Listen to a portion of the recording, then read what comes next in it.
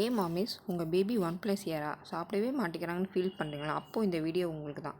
Actually 1+ year baby சாப்பிட்லன்னா normal தான். Because அவங்க height தான் இன்க்ரீஸ் ஆகும், ஆனால் வெயிட்டு ஸ்டேபிளாக தான் இருக்கும். ஸோ என் வீடியோ ஃபுல்லாக பாருங்கள், உங்களுக்கு யூஸ்ஃபுல்லாக இருக்கும். ஓகே, எங்கள் டாக்டர் தனசேகர் சார் சொன்னது கொஞ்சமாக கொடுத்தாலும் நல்லா ஹெல்த்தி ஃபுட்டாக கொடுங்க அப்படின்னு சொல்லியிருக்காரு. அதனால் நான் வீட்டிலையே ப்ரிப்பேர் பண்ணி கொடுக்குறேன். எங்கள் டாக்டர் ஸ்ட்ரிக்டாக ஹோம்மேட் ஃபுட்டு தான் தரணும் அப்படின்னு சொல்லியிருக்காரு டில் 2 இயர்ஸ் வரைக்கும். ஓகே, இப்போ வாங்க வீடியோக்குள்ளே போகலாம். இதுக்கு தேவையான பொருட்கள்: பிஸ்தா 100 கிராம், உடச்சக்கடலை 100 கிராம், மக்கானா 100 கிராம், முந்திரி 100 கிராம், பாதாம் 100 கிராம், அவல் 100 கிராம். இது 1 மந்த் வரும். ரொம்பவே ஸ்டோர் பண்ண வேண்டாம், வேணும்னா அப்பப்போ ப்ரிப்பேர் பண்ணி கொடுங்க. ஃபஸ்ட்டு பாதாம் ஒரு கடாயில் வச்சு வறுத்து எடுத்துக்கோங்க. ஸ்டவ் சிம்மில் வச்சு யூஸ் பண்ணிக்கோங்க, இல்லைனா கருகிடும். அப்புறம் முந்திரி, இப்போ மக்கானா நல்லா ரோஸ்ட்டாக வர மாரி நல்லா வறுத்து எடுத்துக்கோங்க.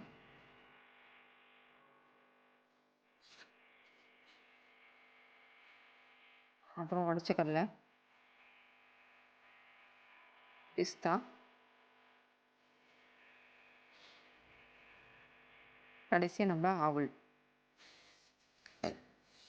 இது நான் தனியாக ஸ்டோர் பண்ணி ஒரு பாத்திரத்தில் வச்சுருக்கேன். இப்போ மிக்சியில் நம்ம தனித்தனியாக தான் கிரைண்ட் பண்ண போகிறோம். ஃபஸ்ட்டு மக்கானாவை போட்டு நான் கிரைண்ட் பண்ணிக்கிறேன்.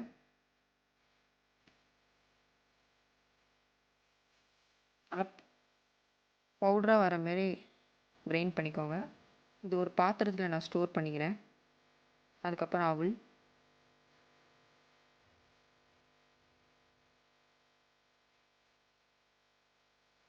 அதுவும் இது கூடவே ஆட் பண்ணிக்கிறேன். ஒரே பாத்திரத்தில் தான் எல்லாத்தையுமே நான் மிக்ஸ் பண்ண போகிறேன்.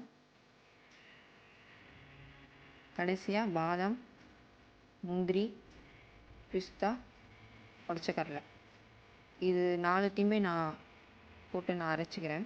இது கூடவே சுக்கு நம்ம டைஜஸ்ட்டுக்காக யூஸ் பண்ணுறோம். ஸ்மெல்லுக்கு ஏலக்காய், உங்களுக்கு வேணும்னா நீங்கள் யூஸ் பண்ணிக்கோங்க ஏலக்காய், இல்லைன்னா வேண்டாம், அது உங்கள் சாய்ஸ். இதை நல்லா கிரைண்ட் பண்ணி எடுத்துக்கிறேன்.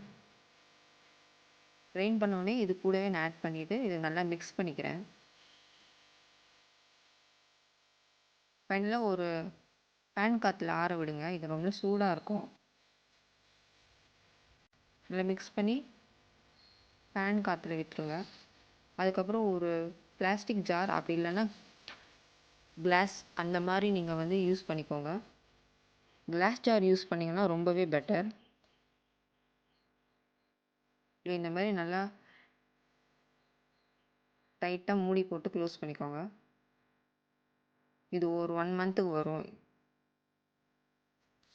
ஓகே, இப்போ எப்படி செய்யலாம்னு பார்க்கலாம் வாங்க. ஒரு கிண்ணத்தில் கொஞ்சமாக தண்ணியை சூடு பண்ணிக்கோங்க.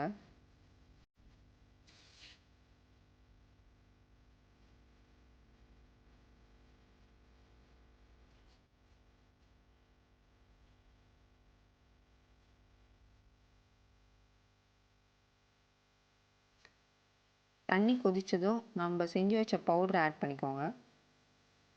உங்களுக்கு எவ்வளோ வேணுமோ அவ்வளோ நீங்கள் ஆட் பண்ணிக்கலாம். நான் ஒரு 5 ஸ்பூன் யூஸ் பண்ணியிருக்கேன். இதை நல்லா சிம்மில் வச்சு கிண்டணும்.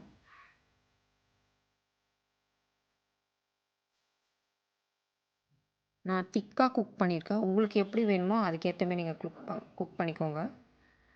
நான் சிம்மில் வச்சு நல்லா திக்காக குக் பண்ணியிருக்கேன்.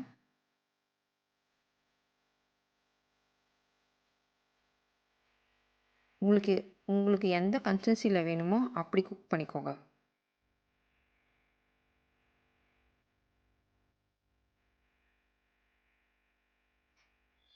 இது கூடவே நான் பாலும் ஆட் பண்ணிக்கிறேன்.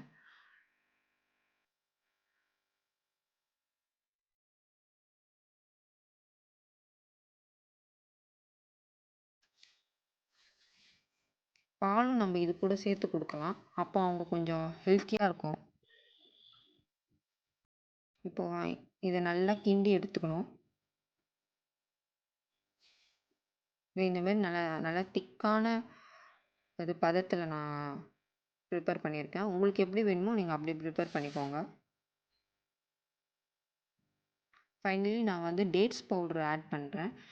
உங்களுக்கு எப்படி நீங்கள் வந்து டேட்ஸ் பவுட்ரு வேண்டாம் அப்படின்னா நீங்கள் வந்து இது நாட்டு சர்க்கரையும் கொடுக்கலாம். நான் இது வந்து அது kindican.comல தான் நான் வந்து ஆர்ட்ரு பண்ணி வாங்கினேன். உங்களுக்கு எப்படி வேணுமோ நீங்கள் அதுக்கேற்ற மாதிரி ஆட் பண்ணிக்கோங்க. டேட்ஸ் பவுட்ரு நல்லாயிருக்கும், டேஸ்ட்டாகவும் இருக்கும். ஸோ அதுக்காக நான் இதை ஆட் பண்ணியிருக்கேன்.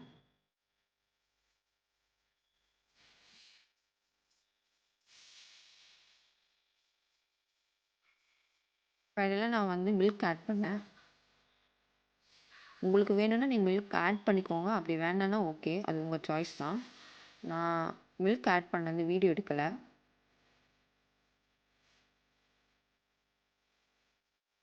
இப்போ நான் காட்டுறேன். லாஸ்ட்டாக நான் வந்து எப்படி இருக்கும்ன்றதை நான் காட்டுறேன் மில்க் ஆட் பண்ணிவிட்டு. ஸோ இந்த மாதிரி தான் இருந்தது. கொஞ்சம் லிக்விட் ஃபார்மில் தான் இருந்தது. ஓகே பரவாயில்லன்றதுனால நான் மில்க் ஆட் பண்ணும்போது கொஞ்சம் லிக்விடாக இருந்துச்சு. அப்படி இல்லைன்னா நல்லா திக்காக தான் இருக்கும். தேங்க்யூ ஃபார் வாட்சிங்.